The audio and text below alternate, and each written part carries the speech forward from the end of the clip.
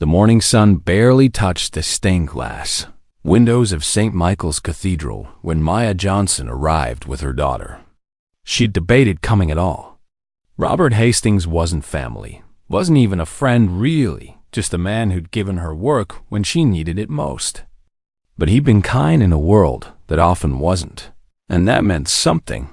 Maya smoothed down her simple black dress, the same one she'd worn to her mother's funeral 3 years ago. Beside her, 7-year-old Lily clutched a small white flower, her dark eyes wide as she took in the towering cathedral and the sea of expensive cars lining the street.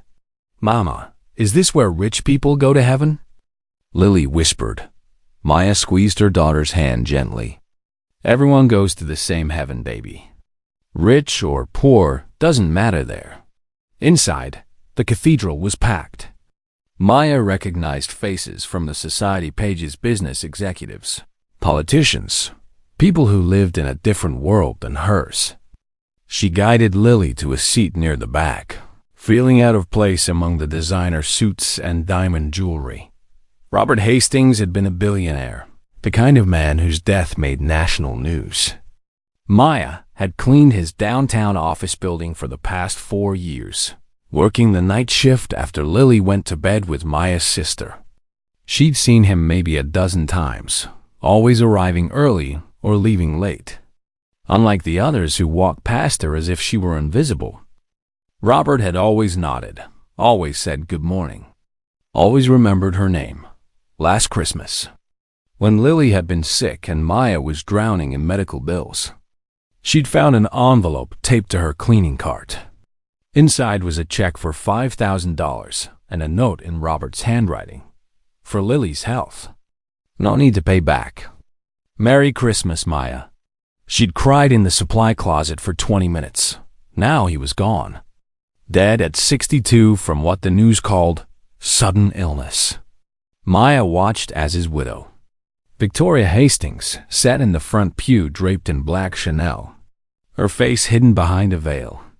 Victoria had visited the office building once, and Maya remembered her cold glare when she'd accidentally pushed her cleaning cart too close to her designer heels. "We gathered today to mourn a great man," the minister began, his voice echoing through the vaulted ceiling. "Robert Hastings was a pillar of our community, a devoted husband, a generous philanthropist."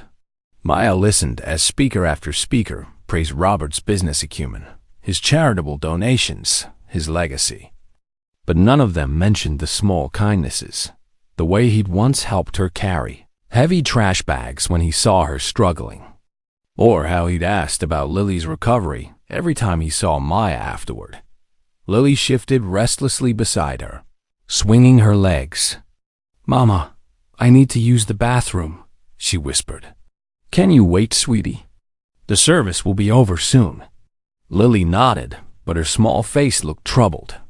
She kept staring at the closed casket at the front of the cathedral, then at Victoria Hastings, then back again. Her grip on Maya's hand tightened. "Mama," Lily whispered again, more urgently now. "Mama, that's the mean lady. She, baby. We need to be quiet and respectful. But Mama, Lily, please." Maya's phone buzzed in her purse. A text from her supervisor. "Need to talk. Office. Monday morning. Important." A cold feeling settled in Maya's stomach. In her experience, important meetings never brought good news. She'd been a model employee for 4 years, never late, never missed a shift, always thorough. But she knew how quickly things could change, how easily people like her could be replaced. Victoria Hastings rose to speak, her voice smooth and practiced. "My husband was my world," she said, dabbing at dry eyes beneath her veil. "We shared 30 beautiful years together. His loss leaves a void that can never be filled." Lily's hand squeezed Maya's so hard it almost hurt. "Mama," she whispered one more time, her voice trembling. "I need to tell you something about the mean lady and Mr. Robert." Maya looked down at her daughter's serious face, at the fear and determination mixed in those young eyes. Something in Lily's expression made Maya's heart skip. What is it, baby? But before Lily could answer, the minister called for a moment of silence, and the entire cathedral fell into a hush so complete that Maya could hear her own heartbeat thundering in her ears. The silence stretched across the cathedral like a held breath. Maya felt Lily trembling beside her, the little girl's hand now ice-cold in hers. Something was wrong. Mothers know when their children are afraid, and this wasn't the normal discomfort of a long funeral service. "Baby, what's the matter?" Maya whispered, leaning down close to Lily's ear. Lily's eyes were fixed on Victoria Hastings, who had returned to her seat in the front pew. "Mama, I saw her," Lily whispered back. "That mean lady. She did something bad to Mr. Robert." Maya's heart clenched. "Sweetie, what are you talking about? Remember 2 weeks ago?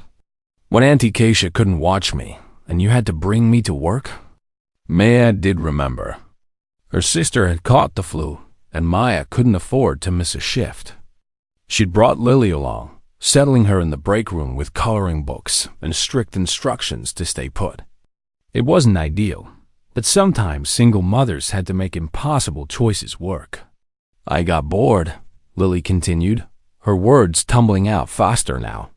"I wanted to find you. I went looking on the big floor with all the offices. I heard voices in Mr. Robert's office, so I thought maybe you were there. But it was the mean lady and Mr. Robert, and they were fighting." Maya's pulse quickened. "Lily, you shouldn't have been wandering around. I know, Mama, I'm sorry. But I heard them. The mean lady was yelling about money and another lady named Jessica. She said Mr. Robert was going to leave her with nothing." And then Lily's voice dropped even lower. "And then she said she'd make sure he never made it to his lawyer. She said she knew exactly how to do it." The cathedral suddenly felt too warm, too crowded. Maya's mind raced. Children misunderstood things all the time.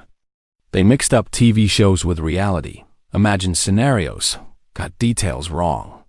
But Lily was a smart, observant child, and she looked terrified. "Mama, a few days later I saw on your phone that Mr. Robert died. The news said sudden illness. But I remembered what the mean lady said. I'd been scared to tell anyone because I thought maybe I dreamed it, but I didn't. It was real." Maya glanced around nervously. A few people in nearby pews were starting to look their way, annoyed at the whispering. At the front of the cathedral, Victoria Hastings sat perfectly still, her posture that of a grieving widow accepting condolences from the guests beside her. Could it be true? Maya thought about the generous man who'd helped her when she was desperate, who'd asked about her daughter's health, who treated her like a human being worth acknowledging. And she thought about his cold, elegant wife, who'd looked at Maya like she was dirt on an expensive floor. "Lily, this is very serious. Are you absolutely sure about what you heard?" Lily nodded solemnly. "I was hiding behind a big plant. They didn't see me. The mean lady said something about putting something in his heart medicine. She said it would look natural, that nobody would question it because he already had a bad heart." Maya's blood ran cold. Robert had indeed had heart problems. Everyone knew that. The official story was that he died of cardiac arrest in his sleep. Natural causes. No autopsy had been performed because his doctor had certified the death as expected given his condition. The minister was wrapping up the service now, inviting guests to the reception at the Hastings estate. People began to shift in their seats, preparing to leave. Maya sat frozen, her mind spinning with impossible choices. If she said nothing, a murderer would walk free. A kind man's death would go unanswered. But if she spoke up based on a 7-year-old's testimony, she'd be challenging one of the wealthiest, most powerful women in the city. She could lose her job, her reputation, any chance of finding work again. Victoria Hastings could destroy her with a phone call. "Mama?" Lily looked up at her with trust and fear mixed in equal measure. "What do we do?" Maya closed her eyes briefly, thinking of her own mother, who'd raised her to stand up for what was right even when it was hard. Especially when it was hard. She thought about the envelope taped to her cleaning cart. The kindness that had paid for Lily's medicine. She thought about justice and truth and the weight of silence. "Come with me, baby," Maya said quietly, standing up. Her legs felt unsteady, but her resolve was hardening with each breath. "We need to talk to someone." "Who, Mama?" Maya scanned the dispersing crowd and spotted him near the front, Detective Marcus Webb, whose office she also cleaned. She'd seen his business card on his desk often enough to know he worked homicide. "Someone who'll listen," Maya said, taking Lily's hand and moving against the flow of people heading toward the exits. She had no idea if anyone would believe them. No idea if she was about to make the biggest mistake of her life. But as they walked toward the detective, Maya felt something she hadn't felt in a long time. She felt like her mother would be proud. Detective Marcus Webb was a tall man with graying temples and kind eyes that had seen too much. Maya had cleaned his office for 3 years, always noting the photos on his desk: a smiling wife, 2 teenage boys, a dog named Copper. She'd never spoken to him beyond polite greetings, but she'd watched him work late into the night on cases, seen the way he carried Dot now. As she approached him near the cathedral entrance with Lily's hand clutched in hers, Maya's courage wavered. What was she doing? This was insane. She was a cleaning woman accusing a billionaire's widow of murder based on a child's eavesdropping. But then she looked down at Lily's frightened, determined face, and she kept walking. "Detective Webb?" Her voice came out smaller than she'd intended. He turned, surprise flickering across his features. "Maya? From the building, right?" He had a good memory. "I'm sorry about Mr. Hastings. I know you worked for him." "I need to talk to you," Maya said quietly, aware of the people flowing past them. "About Mr. Hastings, about how he died." Something shifted in the detective's expression. His casual sympathy sharpened into professional attention. "What do you mean?" Maya glanced around nervously. Victoria Hastings was still inside, surrounded by consoling friends and business associates. "Not here, please. Can we go somewhere private?" Detective Webb studied her face for a long moment, then nodded. "My car. Follow me." They walked to an unmarked sedan parked down the street. Webb opened the back door for Lily, then the front passenger door for Maya. Once inside with the doors closed, the noise of the crowd faded away. "All right," Webb said, turning in the driver's seat to face them both. "What's this about?" Maya took a deep breath. "My daughter overheard something 2 weeks before Mr. Hastings died. Something that might be important." Webb's eyes moved to Lily, and his expression softened. "Hi there. What's your name?" "Lily," she said quietly. "Lily Johnson." "I'm 7. That's a pretty name." "Lily, your mom says you heard something. Can you tell me about it?" Encouraged by his gentle tone, Lily recounted the story, the evening she'd wandered the office building, the argument she'd overheard, Victoria's angry words about money and lawyers and making sure Robert never made it to his appointment, the threat about his heart medicine. Webb listened without interrupting, his face unreadable. When Lily finished, he pulled out a small notebook. "You said she mentioned a woman named Jessica?" he asked. Lily nodded. She was really mad about Jessica. She said Mr. Robert was going to give everything to her instead. Webb wrote something down, then looked at Maya. "And you brought Lily to work that night because my sister was sick. I couldn't miss my shift. I know I shouldn't have brought her, but I'm not judging you, Maya. I'm establishing timeline." He checked his notes. "What date was this?" Maya pulled out her phone, checking her calendar. "Thursday, the 17th of last month. And Mr. Hastings died on the 24th. 1 week later." Webb tapped his pen against the notebook. The official cause of death was cardiac arrest due to pre-existing heart condition. His personal physician, Dr. Raymond Cross, signed off on it. No autopsy was performed because the death appeared consistent with his medical history. But what if someone gave him something? Maya pressed. What if they put something in his medication like Lily heard? Webb was quiet for a moment. Do you understand what you're suggesting? Victoria Hastings is one of the most prominent people in this city. Making an accusation like this without solid evidence could destroy your life. I know. Maya's voice was steady now, even though her hands were shaking. But Mr. Hastings was good to me when he didn't have to be. When my little girl was sick and I didn't know how I paid the bills, he helped me. No questions asked. Just kindness. Her eyes met Webb's. If someone hurt him, don't he deserve justice same as anybody else? Rich or poor? Something flickered in the detective's eyes. Respect, maybe. He nodded slowly. Yes, he does. He turned back to Lily.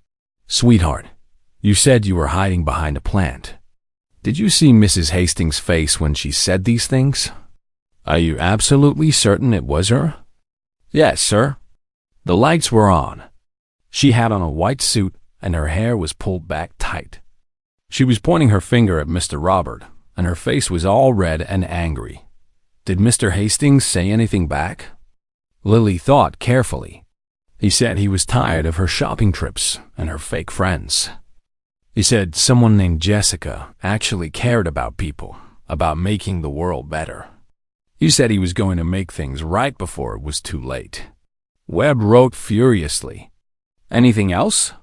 Mrs. Hastings laughed. It was a mean laugh. She said his heart was already weak and nobody would question if it gave out. She said Dr. Cross would sign whatever she needed. Lily's voice dropped to almost a whisper.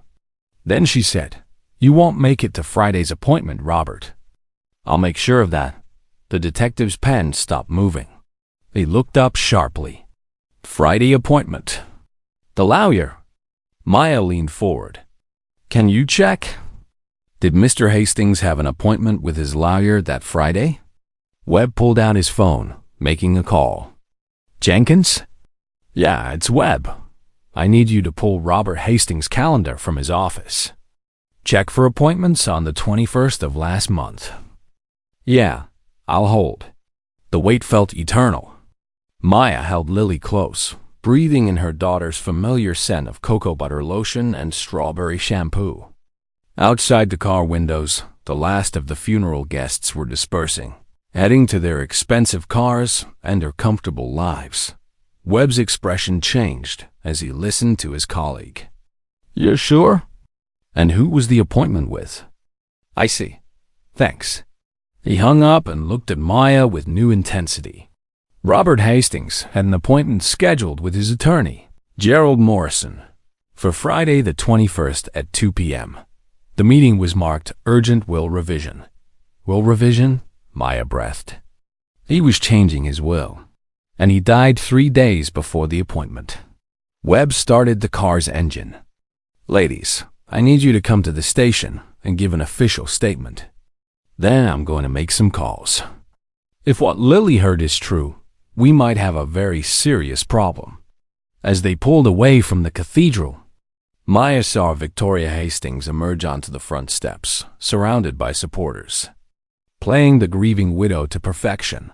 But Maya had seen enough injustice in her life to know that sometimes the truth wore a mask, and sometimes a 7-year-old child was brave enough to rip it off. The police station was nothing like the ones Maya had seen on television. The room where Detective Webb took them was small and plain beige walls, a metal table, 3 chairs, and a camera mounted in the corner. Lily sat close to Maya, her small hand never leaving her mother's. We're going to record this, okay? Webb explained gently. It's standard procedure.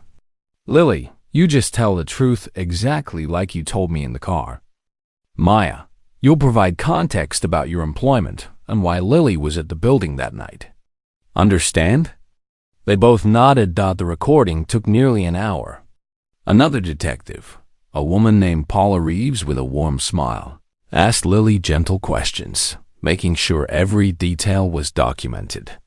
Where exactly had she been hiding? What time had it been? Could she describe what Victoria was wearing? What was Robert's reaction?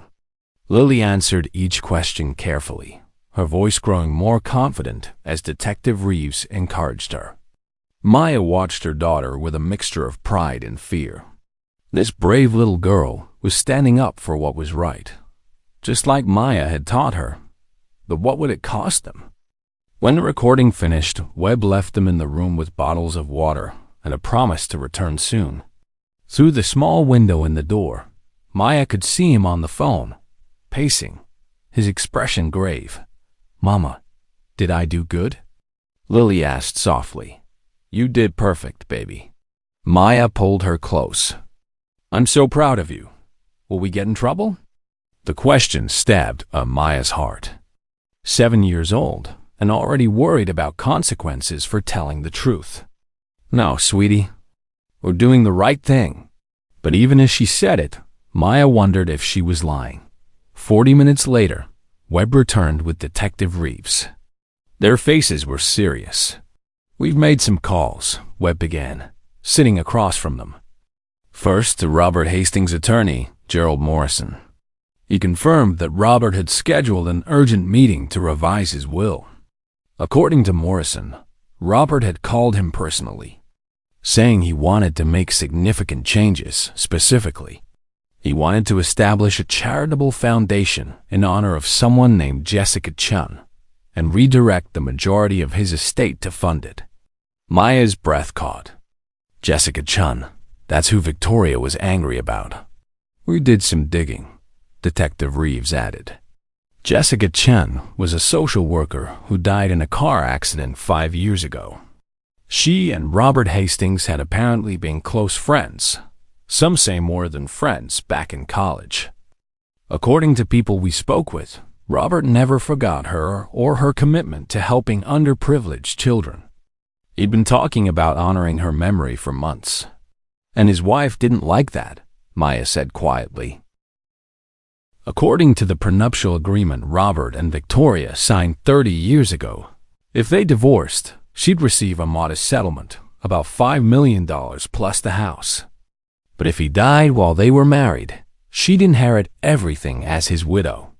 We're talking about a $9 billion estate. $9 billion. The number was incomprehensible to Maya, who counted pennies for groceries. Webb continued, Victoria knew about his plans to change the will. Our sources say they'd been arguing about it for weeks. If he'd made it to that Friday appointment, she would have gone from inheriting billions to getting essentially nothing except what the prenup guaranteed.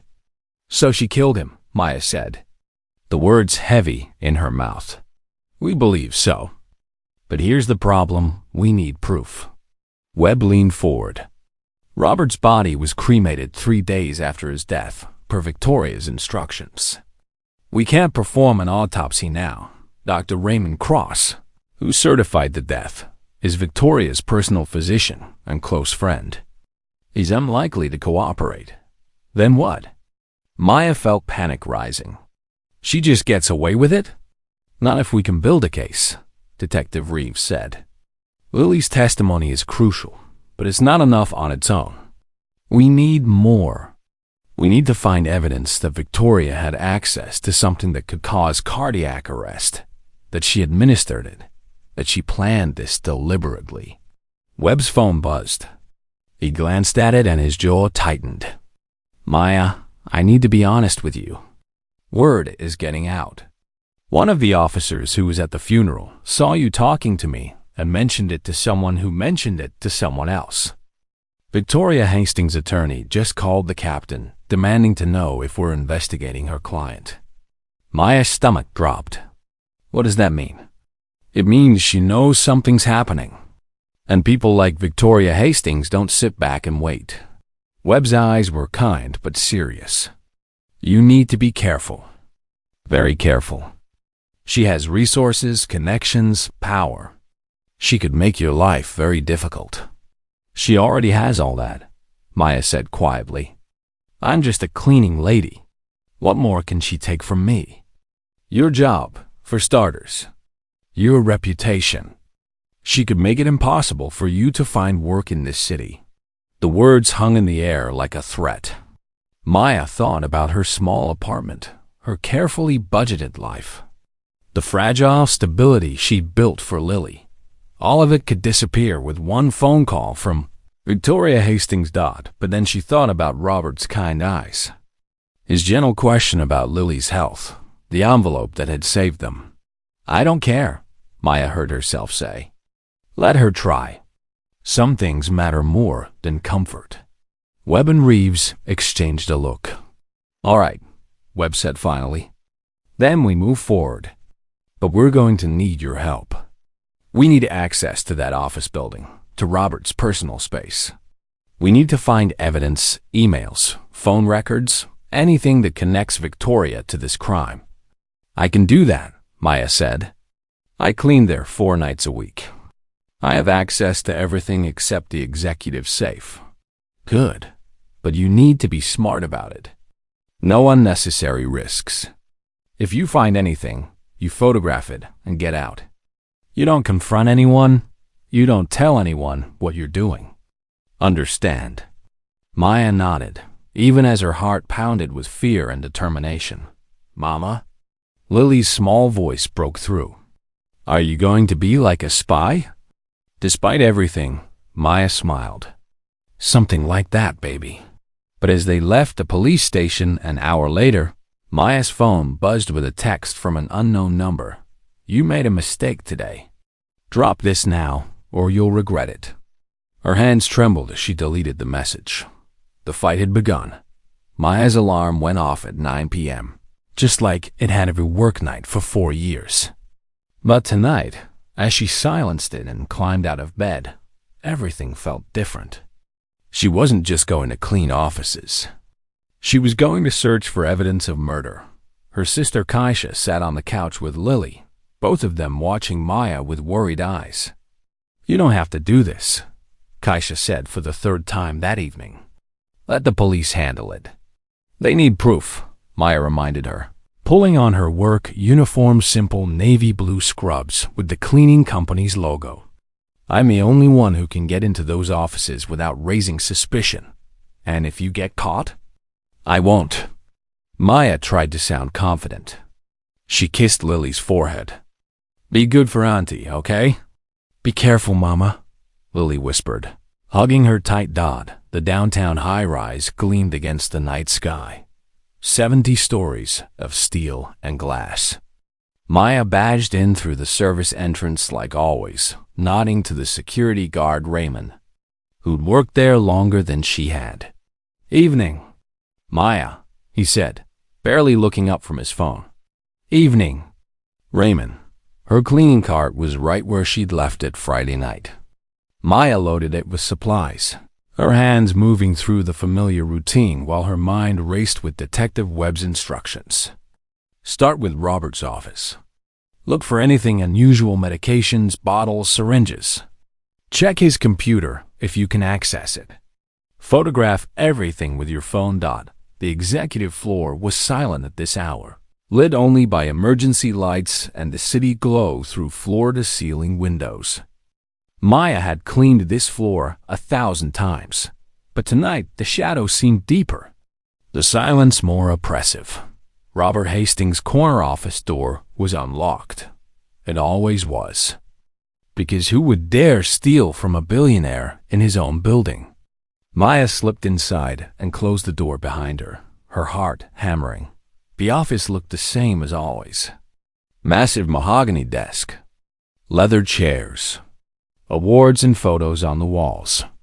But now Maya looked at everything with new eyes. She pulled out her phone, turning on the camera. The desk first. She photographed papers, meeting notes, business proposals, nothing obviously relevant. Then the drawers.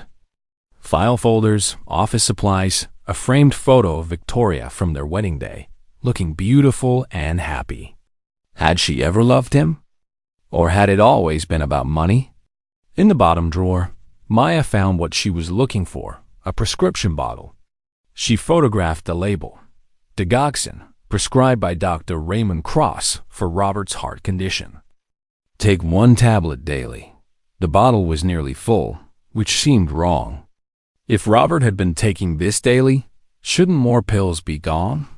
Maya photographed the bottle from every angle, then carefully put it back exactly where she'd found it, behind the desk.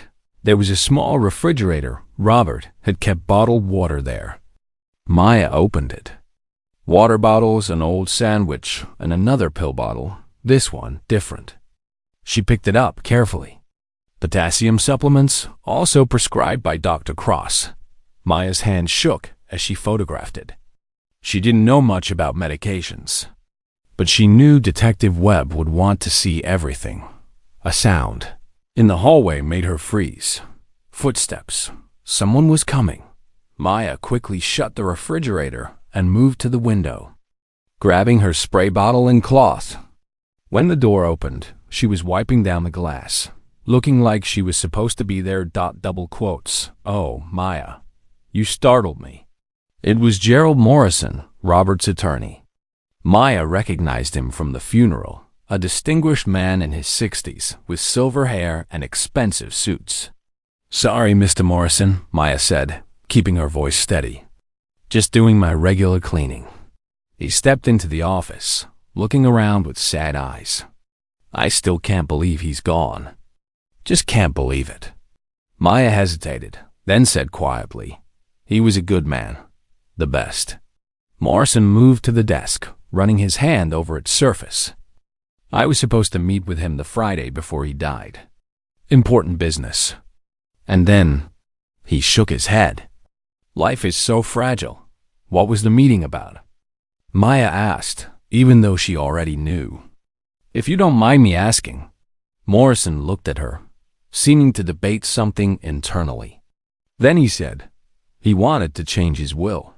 Create a foundation for underprivileged children in honor of an old friend. He was so excited about it, Maya. He said it would be his real legacy, not just buildings and bank accounts. His wife knew about this? Morrison's expression darkened. Oh, she knew.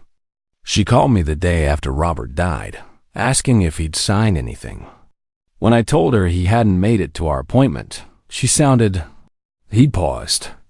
Relieved. I've been thinking about that a lot lately. Maya's pulse quickened. Mr. Morrison, can I ask you something? Do you think there was anything suspicious about Mr. Robert's death? The attorney studied her for a long moment. Why do you ask? Maya made a decision. Because my daughter overheard Mrs. Hastings threatening him, talking about making sure he never made it to your appointment. Morrison's face went pale. When? A week before he died. He sat down heavily in one of the leather chairs. Dear God, I've had a feeling, a terrible feeling, but I told myself I was being paranoid. But if what you're saying is true, the police are investigating, Maya said quietly. But they need evidence. Morrison looked up at her with sharp intelligence. And you're looking for it. That's why you're really in here. Maya didn't deny it.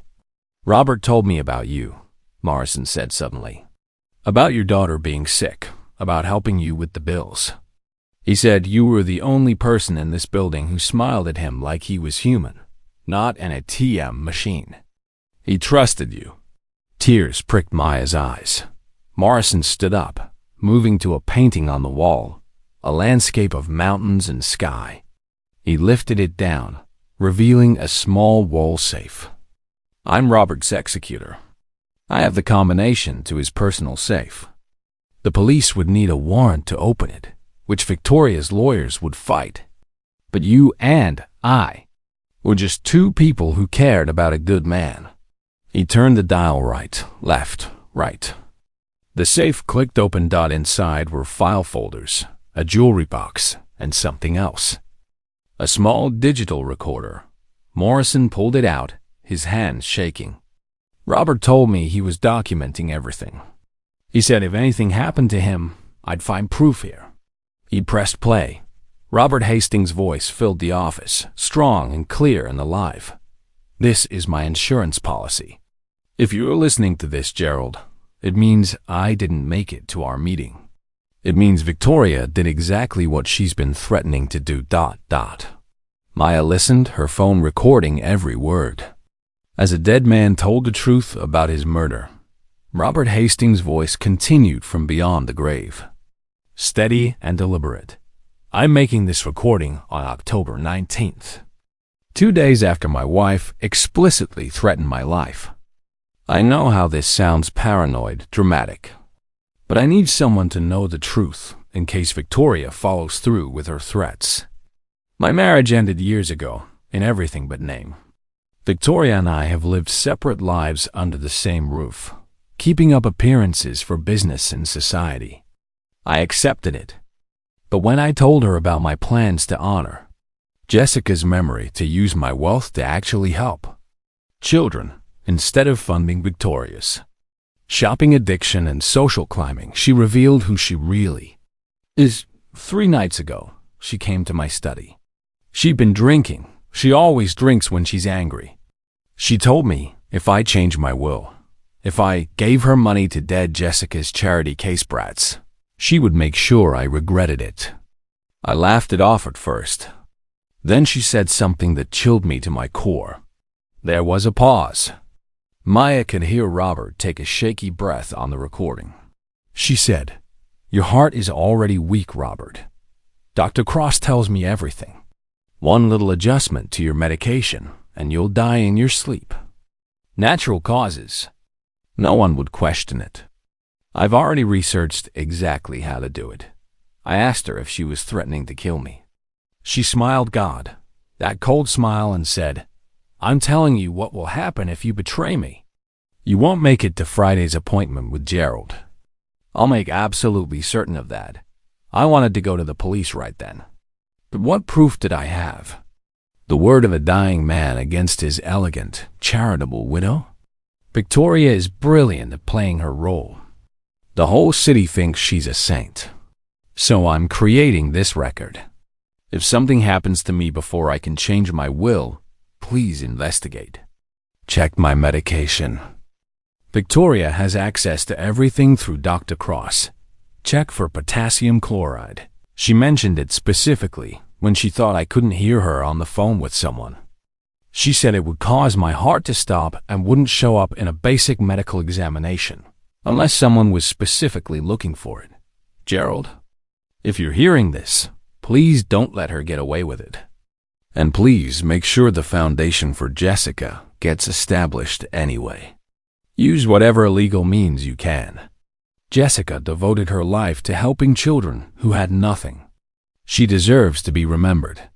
This is Robert Hastings, Sound of Mind, making this statement freely on October 19th at 11:47 p.m. God help me. I hope I'm wrong about all of this. The recording ended. The office fell into stunned silence. Maya looked at Gerald Morrison and saw tears streaming down the attorney's face. He knew, Morrison whispered. He knew she was going to kill him, and he couldn't stop it. Maya's hands trembled as she held her phone, which had recorded every word of Robert's recording. We have to give this to Detective Webb, right now. Yes. Morrison carefully ejected the device from the recorder, handling it like the precious evidence it was. But first, we need to secure the original. If Victoria finds out about this before the police can act, she'll destroy it, Maya finished. And probably anyone who knows about it. Morrison's eyes met hers with new understanding. You're in danger. You know that, don't you? The moment you spoke to that detective at the funeral, you became a threat to a woman who's already committed murder. Maya thought about Lily at home with Kaisha, sweet and trusting and brave. I know, but I can't let her win. Mr. Robert deserves justice. Yes, he does. Morrison pulled out his phone. I'm calling my own attorney first, as witness to what we found. Then we call the detective. We do this by the book so nothing can be dismissed in court. As Morrison made his calls, Maya moved to the window, looking out over the city lights. Somewhere out there, Victoria Hastings was in her mansion, believing she'd gotten away with murder, believing that money and power made her untouchable. She had no idea that her husband had outmaneuvered her from beyond the grave. Maya's phone buzzed. Another text from the unknown number. Last warning. Walk away or face consequences. We know where you live. We know where your daughter goes to school. Ice flooded Maya's veins. They were threatening Lily. She showed the message to Morrison, whose face hardened. Call the detective. Now. And we're getting you police protection. 20 minutes later, Detective Webb arrived with Detective Reeves and 2 uniformed officers. Maya played them the recording of Robert's confession. She watched their expressions shift from skepticism to shock to grim determination. Potassium chloride, Webb said, pulling out his notebook. Administered in high enough doses, it can cause cardiac arrest. It metabolizes quickly in the body, so unless someone's looking for it specifically in an autopsy, it's nearly impossible to detect. And with the body cremated. But we have Robert's statement, Morrison interjected. Recorded days before his death, explicitly accusing his wife of planning to murder him using this exact method. It's powerful evidence, Detective Reeves acknowledged. But defense attorneys will argue he was paranoid, mentally unwell, that the statement proves nothing about what actually happened. What about the medications in his office? Maya asked. The bottles I photographed? Can't you test those? Webb nodded slowly. We can. If they were tampered with, if someone added potassium chloride to his digoxin or water or anything he consumed regularly, there might be trace evidence. He looked at Morrison. But we'll need a warrant to seize them. I can authorize that as executor of the estate, Morrison said firmly. Robert's personal effects belong to the estate, not to Victoria. I'll have the paperwork drawn up within the hour. Good. In the meantime, Webb turned to Maya. You're coming to a safe house. You and your daughter. Those texts are direct threats. I can't just disappear, Maya protested. I have a job. Lily has school. Maya. Webb's voice was gentle, but firm. Victoria Hastings has 9 billion reasons to silence you. She's already killed once. Don't give her the opportunity to kill again. The reality of it hit Maya like a physical blow. She was a single mother who cleaned offices for $11 an hour, going up against a billionaire who committed murder. What had she been thinking? But then she remembered Robert's voice on that recording, the fear, the resignation, the desperate hope that someone would care enough to seek the truth. Okay, she said quietly. But Keisha comes too. My sister. I won't leave her unprotected. Done.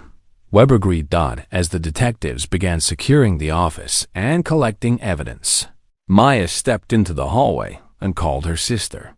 Keisha, listen carefully. Pack bags for you and Lily, just essentials. The police are coming to pick you up. What? Maya, what's happening? I found proof. Real proof that Victoria Hastings killed her husband. But now she's threatening us. We need protection. She heard her sister's sharp intake of breath. Then, steady and strong. How long do I have? 20 minutes. We'll be ready. Maya hung up and leaned against the wall, suddenly exhausted. But there was no time for weakness now. The real fight was just beginning down behind her. Gerald Morrison was already on the phone with the judge. Working on emergency warrants, Detective Webb emerged from Robert's office, carrying the prescription bottles in evidence bags. We're going to get her, Maya, he said quietly. I promise you that. Maya nodded, wanting desperately to believe him. But she'd learned long ago that justice and truth didn't always win. Sometimes, the powerful stayed powerful, and people like Maya just got crushed, unless they fought back harder than anyone expected. The safe house was a modest apartment in a quiet neighborhood 20 minutes from downtown. Maya, Lily, and Keisha had been there for 3 days while Detective Webb built his case. 3 days of waiting, watching the news, and watching two uniformed officers rotate shifts outside their door. On the television, Victoria Hastings gave interview after interview, playing the grieving widow to perfection. She announced plans to establish the Robert Hastings Memorial Foundation, a charity for underprivileged children, she said with a trembling voice. Exactly what Robert had wanted, she claimed. She was honoring his memory. Maya wanted to throw something at the screen. She's stealing his dream, Kaisha said, furious, putting her name on it like she thought of it. But Detective Webb had called that morning with news. The lab results were back. The digoxin bottle from Robert's office had been contaminated with potassium chloride. Not enough to kill him in one dose, but administered over several days. It would have built up in his system until his weakened heart simply stopped. They had their proof. Now, Maya sat in an observation room at the police station, watching through one-way glass as Victoria Hastings was led into an interrogation room by Detective Reeves. Victoria's attorney, a shark-eyed man named Preston Blake, followed close behind. Victoria looked perfect as always. Chanel suit, understated jewelry, her blonde hair pulled back elegantly. She sat down with the posture of someone who'd never been questioned about anything in her life. This is outrageous, Preston Blake began immediately. My client is in mourning. She's cooperating voluntarily out of respect for law enforcement. But I want it noted that she's here as a courtesy, not because there's any legitimate reason to question her. Detective Webb sat across from them, calm and professional. We appreciate Mrs. Hastings coming in. We just have a few questions about her husband's death, which was certified by his physician as natural causes. Blake snapped. Yes. Dr. Raymond Cross, who happens to be Mrs. Hastings' personal physician as well, and a close family friend. Webb opened a folder. Tell me, Mrs. Hastings, were you aware that your husband planned to change his will? Victoria's expression didn't flicker. Robert and I discussed our estate planning regularly. We'd been married for 30 years. But were you aware he planned to redirect the majority of his estate to a charitable foundation instead of leaving it to you? Now, a tiny crack appeared in Victoria's composure. We had discussed various charitable options. Charitable options. Webb pulled out a document. This is a statement from Gerald Morrison, your husband's attorney. He states that Robert scheduled an urgent meeting for Friday, October 21st, to establish a foundation in honor of Jessica Chun and redirect approximately $8 billion to it, leaving you with only the assets guaranteed in your prenuptial agreement, $5 million plus the house. Blake leaned forward. Where is this going, Detective? Robert died on October 24th, 3 days before that meeting could take place. Tragic timing, Blake said smoothly, but hardly evidence of anything except unfortunate coincidence. Webb pulled out another document. This is a recording made by Robert Hastings on October 19th. In it, he explicitly states that you threatened to kill him if he changed his will. He specifically mentions potassium chloride. Victoria's face went white. That's absurd. Robert was unwell. He was paranoid toward the end, was he? Webb interrupted. Because we tested his medication. The digoxin bottle in his office was contaminated with potassium chloride. Someone had been slowly poisoning him. The room fell silent. Maya watched Victoria's mask begin to crack, saw the calculation in her eyes as she weighed her options. My client has nothing more to say, Blake said quickly. This interview is over. That's your right, Webb agreed. But I should inform you that we have a witness who overheard Mrs. Hastings threatening Robert's life 1 week before his death. A witness who heard her say, and I quote, "You won't make it to Friday's appointment." I'll make sure of that. Victoria's eyes widened. What witness? That's impossible. There was no one. She stopped, Realizing her mistake, Webb leaned forward. No one where, Mrs. Hastings? No one in your husband's office when you threatened him? How would you know that, unless you were there? I misspoke. I meant there's no witness because I never said such things. The witness also heard you mention Dr. Cross and how he would sign off on Robert's death without question. Was Dr. Cross involved in this, Mrs. Hastings? Did he help you acquire the potassium chloride? Did he agree to certify the death without a thorough examination? Stop talking, Blake ordered his client. But Victoria was unraveling. This is ridiculous, she said, her voice rising. Some lying witness claims to have heard something, and you're building a murder case on that? Who is this witness? Some disgruntled employee Robert fired? Someone trying to get money from me? The witness is a 7-year-old child, Webb said quietly. A little girl who was in the building with her mother and overheard your argument with your husband. She had no reason to lie. No agenda. She was just a child who heard something that frightened her. Victoria's attorney looked at her with new concern, clearly realizing his client had walked into something worse than he'd anticipated. A child? Victoria laughed, but it sounded forced. You're basing a murder investigation on a child's testimony? Children make things up. They mishear.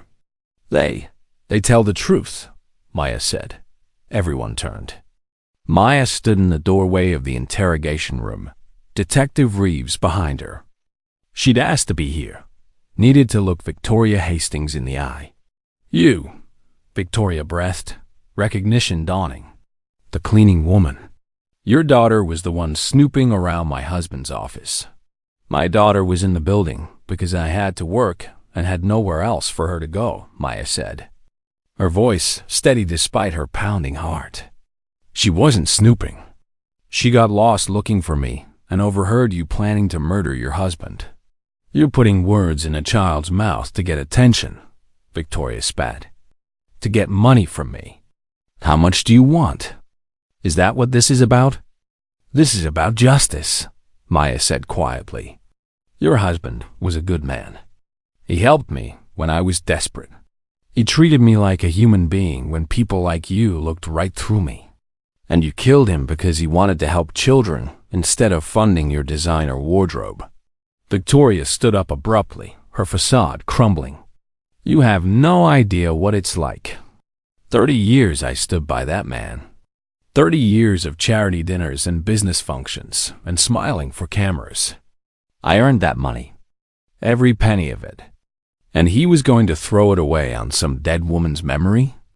On children who would waste it anyway. Victoria, stop talking. Blake grabbed her arm, but she shook him off. 30 years of resentment pouring out. He barely looked at me anymore. Everything was Jessica this, Jessica that.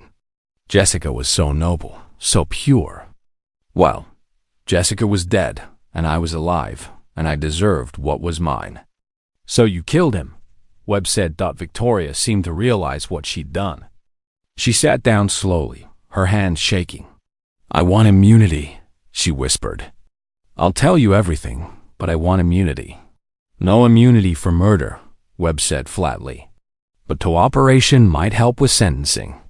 Maya watched as Victoria Hastings polished, powerful, untouchable Victoria Hastings began to cry real tears for the first time since her husband's death. Not from grief, but from the realization that her carefully constructed world was collapsing. Dr. Cross provided the potassium chloride, Victoria said quietly. He said it would be undetectable. I added it to Robert's digoxin over the course of a week. Small doses. He said it would look like natural heart failure. Webb was recording everything now. And Dr. Cross knew this was to murder your husband? He thought I was just trying to make Robert sick. To scare him out of changing the will. But when Robert died, Raymond understood what had really happened. He signed the death certificate because by then he was an accessory. Maya felt sick listening to the clinical details of murder. But she also felt Robert's presence somehow, his voice from that recording. Please don't let her get away with it. She wouldn't. Victoria Hastings was arrested that afternoon and charged with first-degree murder and conspiracy to commit murder. Dr. Raymond Cross was arrested an hour later. As Maya left the police station with Lily and Keisha, reporters swarmed them. She said nothing, just held her daughter close and kept walking. Justice had been served, but the real consequences were just beginning. 6 months later, Maya stood in front of the newly opened Jessica Chun Children's Foundation headquarters, a beautiful building in downtown, funded by the $8 billion Robert Hastings had wanted to give to help underprivileged children. Gerald Morrison had worked tirelessly to ensure Robert's wishes were honored. Despite Victoria's conviction and her legal team's attempts to claim the estate, the court had ruled that since she'd murdered Robert to prevent the will change, she couldn't benefit from his death. The prenuptial agreement gave her nothing as a convicted murderer, and every cent of Robert's fortune went exactly where he wanted it to go. Victoria Hastings was serving life in prison without parole. Dr. Raymond Cross had taken a plea deal and was serving 15 years. Maya's life had changed in ways she never could have imagined. She was no longer a cleaning woman. The foundation's board, led by Gerald Morrison, had offered her a position as community outreach director. Her salary was more than she'd made in 5 years of cleaning offices. But more than that, she spent her days helping children from backgrounds just like hers and Lily's, connecting families with resources, making sure Robert's money did exactly what he dreamed it would do. "Mama, look!" Lily called from across the foundation's playground, where dozens of children were playing on new equipment, laughing and safe. "Remember when you said Mr. Robert would be proud?" Maya smiled, tears in her eyes. "I remember, baby." Keisha had gone back to nursing school, her tuition paid by a foundation scholarship. She'd graduate next spring. Sometimes, late at night over coffee, the sisters would talk about how one moment of courage, one decision to speak truth despite fear, had changed everything. Detective Marcus Webb had been promoted to lieutenant. He still stopped by the foundation sometimes, checking on Maya and Lily, bringing his boys to volunteer. He told Maya once that her case had reminded him why he became a cop, to protect people who couldn't protect themselves, to make sure justice wasn't just for the rich and powerful. Gerald Morrison had become a close friend. He'd confessed that Robert's death had shaken his faith in humanity, made him question whether good people ever really won. But watching Maya fight for truth, despite having everything to lose, had restored something in him. He'd restructured his entire practice to focus on pro bono work and social justice cases. The trial had been national news. Maya's face had been on magazine covers. The cleaning woman who brought down a billionaire. She hated the attention but understood it served a purpose. It showed people that truth mattered, that one person could make a difference, that children's voices deserved to be heard. Lily had struggled at first with the publicity, the other kids at school treating her differently. But Maya had found her a good therapist, enrolled her in a better school through the foundation, and slowly her daughter had adjusted. Now, at 8 years old, Lily was thriving, confident, compassionate, brave. "Sometimes I dream about Mr. Robert," Lily had told Maya recently. "He thanks me for being brave." "Is that weird?" "No, baby," Maya had said, holding her close. "I think maybe that's him letting you know you did the right thing."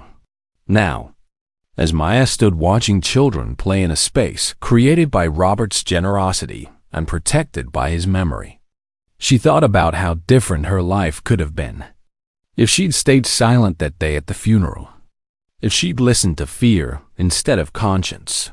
But she'd learned something important. Justice wasn't about courtrooms and lawyers. It was about ordinary people choosing to do right even when it was hard, even when it was dangerous, Even when the odds seemed impossible, her phone buzzed. A text from a former coworker still at the cleaning company. Saw you on the news again. So proud of you, Maya. You showed us all what real strength looks like. Maya smiled and slipped her phone back in her pocket. She'd shown herself too. That evening, Maya and Lily visited the cemetery where Robert's ashes had been interred in a memorial garden. Jessica Chun's memorial was right beside his. Gerald Morrison had arranged it. The two friends were finally together. Lily placed fresh flowers on both stones, something she insisted on doing every week. Do you think they're happy now? Lily asked. Mr. Robert and Miss Jessica? Maya knelt beside her daughter, looking at the simple inscription on Robert's stone. He used his fortune to change lives. In death, as in life, he chose love over greed. I think they're at peace, Maya said. I think they're proud of what we did. We stopped the mean lady, Lily said matter-of-factly. We made sure Mr. Robert's dream came true. Yes, we did, baby. We did. As they walked back to their car, a reliable used Honda Maya had been able to afford with her new salary. Maya thought about the long road that had brought them here. The fear, the threats, the nights lying awake, wondering if she'd made a terrible mistake.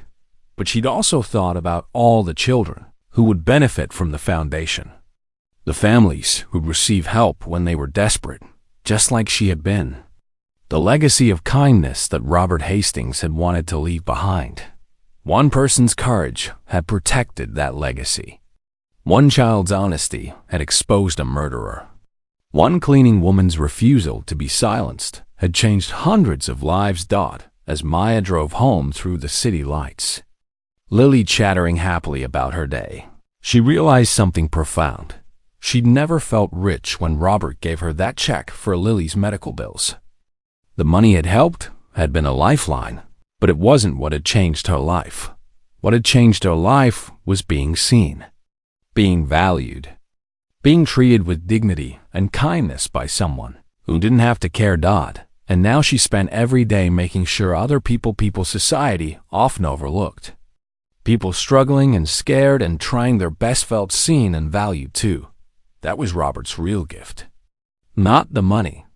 The reminder that everyone deserved to be treated with humanity. Mama? Lily said as they pulled into their apartment complex, a nicer building now, in a safer neighborhood. Yes, baby? When I grow up, I want to work at the foundation too. I want to help kids like Mr. Robert helped us. Maya pulled into their parking spot and turned to look at her daughter, this brave, beautiful child who'd helped bring a murderer to justice and never lost her sweetness in the process. You know what, Lily? I think that would make Mr. Robert very happy.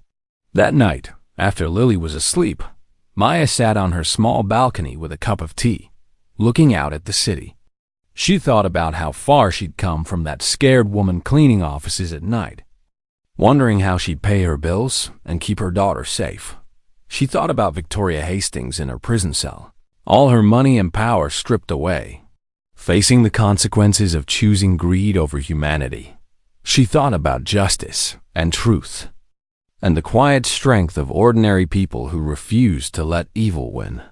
And she smiled, because sometimes the humble inherit more than the earth. Sometimes they inherit the chance to change it. Asterisk, if you enjoyed this story, don't forget to hit the subscribe button and become a part of our Unbroken Great Stories community. Where are you watching from?